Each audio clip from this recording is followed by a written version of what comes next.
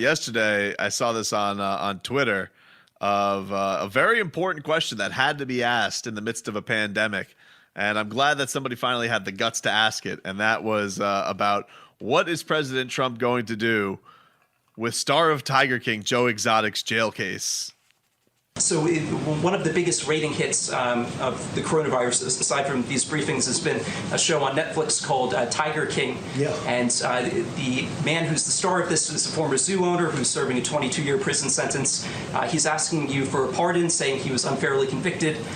Your son yesterday jokingly said that he was going to advocate for it, and I was wondering if you've seen the show and if you have any thoughts on pardoning Joe Exotic. Which son? It must be Don. It was. I had a feeling it was Don. Is that what he said? I don't know. I know nothing about it. He has 22 years for what? What did he do? He allegedly hired someone to murder an animal rights activist, but he said that he didn't do that. Do you think he didn't do it? Are you on his side? Well, I'm a reporter. Are you recommending a pardon? No, I'm not advocating anything. As a reporter, you're not allowed to do that. You'd be criticized by these. Would you recommend a pardon? I'm not weighing in on Tiger I King. don't think you would. I don't think you would. Go ahead. You have a question? I do like Joe Exotic. I'll take a look. Is that Joe Exotic? That's Joe Exotic. Let me get back to the coronavirus if I can, Mr. Mr. President, I will say this. If we can we get back to the pandemic, the task at hand? I will say this. That might be the best that he's handled random questions. Right. Right. Like, oh wait, Like- I'm not going to shoot from the hip on this one. He answered the question without saying anything because he probably shouldn't. Right? He should have said, "Why the hell should I give a damn about Joe Exotic at this moment?" Well, Right? do you think he secretly has I'll tell you watched what. it, but he can't admit that he's seen the series because he's like, "What are you doing spending all this time on it?" If you heard him in the beginning when the guy brings up Tiger King, he goes, right. So maybe he did watch it. Oh, it's kind of hard. I would imagine even if you haven't watched Tiger King, it's kind of hard not to have it in the peripherals of your life. You think he's got time to sit around for 7 hours? I don't know. No. You're Looks telling me tired. that He looks he's tired. never had- He looks like he's tired of coronavirus. He's All these tired people of who these say- briefings. You're telling me that President Trump is never on his way somewhere. Maybe not now, but like he's never on his way somewhere, and he just bangs out something on like Air Force One. No, I'm more than sure he does. I'm more than sure he does. But I'm sure he's. as a businessman, if you're asked what are you watching, you say nothing. Right? You don't want to give anybody credit before you call to see if you can get some money out of it. Oh my God! All right. Well, speaking of the Joe Exotic of general managers, Mike Lombardi. He was Leroy Hoard's general manager. He drafted Leroy Hoard, and to my surprise, see, I saw this. Let me take you to my day yesterday, Leroy. I was reading. You know who Hal else was on that Habib's- staff? Remember Who? Ernie Accorsi? I know the name. That's who the other guy was. Ernie Accorsi and Mike Lombardi were my two guys. I'm watching. I'm reading. Through Twitter yesterday, and it says former GM says that Tua failed 2 physicals. I was like, oh, all right, gotta click this. Clicked on it. Palm Beach Post. Hal Habib put it up. I read it. It says Mike Lombardi on his podcast. So I was like, well, what is this? So I went to Mike Lombardi's Twitter account, found the audio of it, and then I was like, he kind of hosed him down. Let's get a little bit of Mike Lombardi. This is on his GM Shuffle podcast. 2 teams I've talked to have flunked him. They flunked him on not just the hip, on the multitude of injuries. Like the risk far outweighs the reward. He also went on to say it's not just his hip, it's his ankle, it's his wrist. He broke his wrist the first day of spring ball one year. They fixed it. He came back, broke it again. He's brittle. He is brittle. You can't deny it. And apparently those wrist injuries have gone unreported. Nobody apparently had info on that. Okay, but it doesn't matter. It doesn't, like, all these things you're saying and all these things I hear Mike saying are fine. But they're not things we don't know. We're just trying to look. It's one of those things that when you like somebody and when everybody has wanted Tua, you're overlooking a lot of things that normally you would not overlook. And all I'm asking people to do is understand what you're overlooking. Understand you're overlooking a guy who has never played a full season in college with some of the best weapons in college football from year to year. Understand that you're overlooking a hip injury. How serious the hip injury doesn't matter, but he's had hip surgery, 2 ankle procedures, and now wrist injury. If it were any other player, he would drop in the draft just because of his injury issues. And I think it's news for a couple reasons. How much you like him, huh? I think it's news for a couple reasons. How much you like him? Well, go ahead. Why? Well, one is because remember they had the report last week where it said his physicals were like flying colors, like couldn't be better, better than ever, all that stuff. Who? The reports. His agent? No, it was NFL Network. Yeah, NFL Network came out and reported. They said that his medicals were better than ever.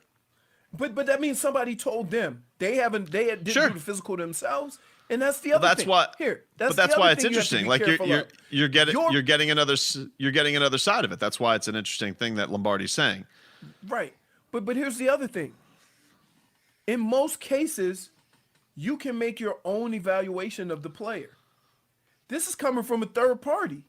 So now not only would you have to invest a high pick in him, but you didn't even have the ability to do your own due diligence with the player and his injuries. Robbie, if we were doing prospect power rankings, would this report from Mike Lombardi, would you put weight into it in prospect power rankings or no weight? I would definitely have to put some weight into it. And this unreported wrist injury, although it does seem a little fishy, I'd probably still keep Tua very high up there, but I'd probably take him down a notch. I'm not taking him completely off my board because it's Michael Lombardi, but I'm thinking about it in the back of my head. Does it? Go ahead. Here's what happens. Here's what happens to a guy like Tua. He drops like a weight in the ocean, right? A better team then selects him.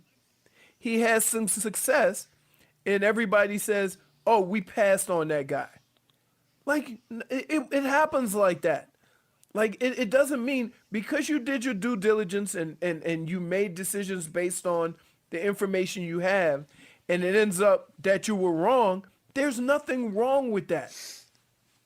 Like you can't, where the Dolphins are today, with no quarterback, you can't take a broken quarterback. You can't do it. Yeah, but Trent Dilfer's rebuilding him with Rocky 4 workouts, bro. Like he's got him up in the mountains like Drago. Let me ask you a question. If he was working out with Tom Brady, and Tom Brady said the same things Trent Dilfer said, would you feel better?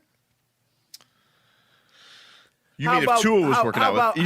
You're saying if Tua was working out, I feel fine with him working out with Trent Dilfer. And Brady said that. Would you feel differently? How about Steve Young?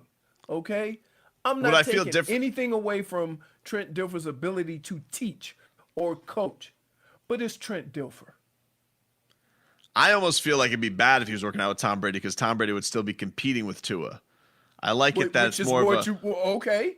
No, I want Trent Dilfer. I want Trent Dilfer to be more of a quarterback sensei, like a Mr. Miyagi, if you will. Competing against the GOAT? You don't think you can get better doing that? Doing passing drills with the GOAT?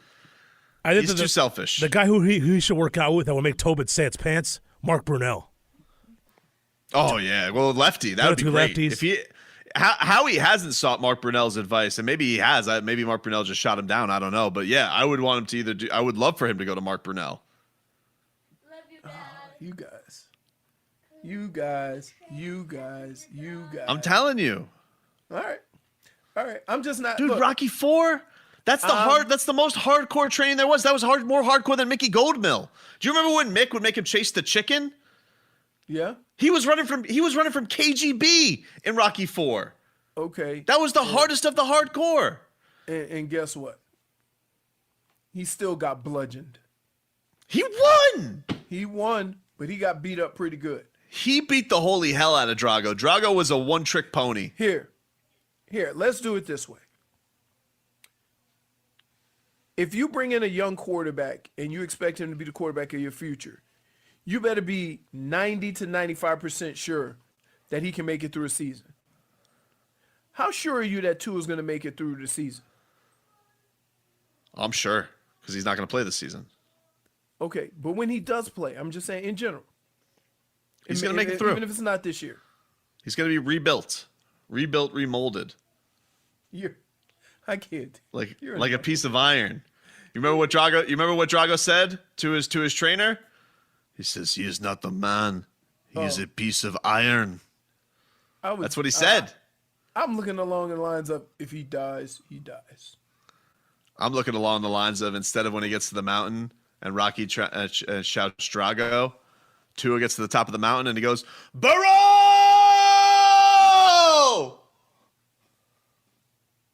No. Burrow!